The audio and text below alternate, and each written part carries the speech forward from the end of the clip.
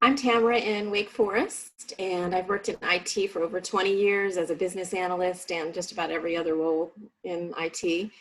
And I've been looking for a change. I used hypnosis a few times myself and found it incredibly powerful.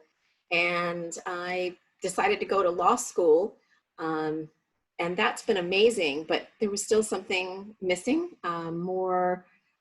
something deeper. And hypnosis really meets that need for me. So I've been really enjoying the coursework with Larry and Cheryl.